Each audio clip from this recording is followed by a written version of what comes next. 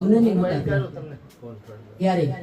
પોતે 16 વર્ષની ઉંમર થઈ એટલે વાડામાં બકરાની વૈરું તો લગ્ન લીધા છે. એટલે સબરીબાઈ જોવે છે અને માને પૂછે એમાં આટલા બધા બકરા કેમ પોયરા છે? કે બેટા કાલ તમારી જાન આવશે એને જમાડવા માટે. અને માનો આત્મા જાગી ગયો, કારણ કે પૂર્વ ભવની કમાઈ હારે લઈને આવી છે. અહીંયા આત્મા જાગી ગયો કે માં મારે લગ્ન નથી કરવા. અને આંસુ સાતા સાતા એના રૂમમાં વયા જાય છે. અડધી રાતનો મજર ભાગ્યો તો 12 વાગે માં બાયણે નીકળ્યા અને ઓલા વાછરને બધાને છૂટા કર્યા, જાવ બાપ ખુશીથી રહ્યો. અને હાઈ નીકળ્યા વનમાં. ક્યાં જાવું, કેમ જાવું, શું કરી શકાય વિચાર નતો કર્યો. આપણને લાગુ પડે છે કે આપણે ઉપદેશનો ગુરુએ કીધું એટલે તરતો તરત લઈ લેવાય. કાલ કોને દીધી? કાલ કે એને કાળ ખાય છે.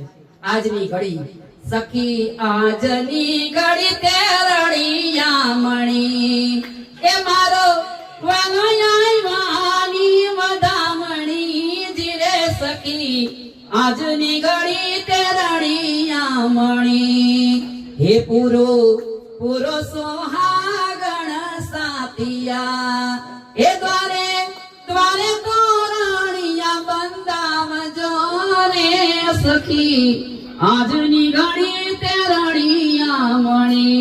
હારે મેં તો મોતીડાના ચોક પુરાવ્યા એ મારા વાલાના સમયા કરાવ્યા જીરે સખી આજની ઘડી છે રળિયા મણી.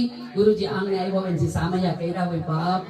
આહા હવે આ તો કાઢવું ને એટલે કાઢવું જ નથી, આ ઊંડું ઊંડું મૂકી દેવું છે કે જ્યારે આ ભ્રમણામાં બોલાય ને ત્યારે બાપ આ શબ્દને યાદ કરશું એટલે બહાર નીકળી જશું. અને સબરીબાઈ નીકળી જાય છે અને જ્યાં હાઈલા જાય જંગલમાં ઊંડા ઊંડા હાઈલા જાય છે. માર્તંગ ઋષિના આશ્રમે પહોંચ્યા છે. કેમ જાવું અંદર? એટલે ઝાડ ઉપર ચડી ગયા. દિવસ ઉગી ગયો, આખો દિવસ પૂરો થઈ ગયો, રાત થઈ ગઈ. સવારે વહેલી સવારે ગુરુ નાવા ગયા. અહીંયા સબરીબાઈ નીચે ઉતરે છે. આશ્રમને વાડી તોડીને સાફ કર્યો, જેમ આપણા કંચનબા અહીંયા સેવા કરે છે.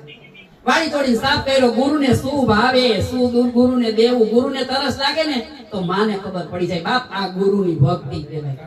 અને અહીંયા ગુરુને પીડા થતી હોય જો શિષ્યને ખબર ન પડે તો ગુરુ ધારવાનો કોઈ અર્થ જ નથી. કે જેવી આપણને તડપ એવી ગુરુને તડપ હોવી જોઈએ. જેવી ગુરુની તડપ એવી આપણી તડપ. અને અહીંયા વારી તોડીને સાફ કર્યું છે. વળી પાછા ઝાડ ઉપર ચડી ગયા છે. માતંગ ઋષિ રોજ જોવે આહા આશ્રમ આવો સરસ કોણ શણગારે છે, કોણ કામ કરી જાય છે. એક દિવસ પોતે સંતાઈને જોવે છે અને સબરીબાઈ કામ કરે છે. બેટા કોણ છો? ધ્રુજવા માંડ્યા. 16 વર્ષની ઉંમર એટલે ભર યુવાની. બી ક્યાં કે બેટા તમે કોણ છો, શું કરો છો?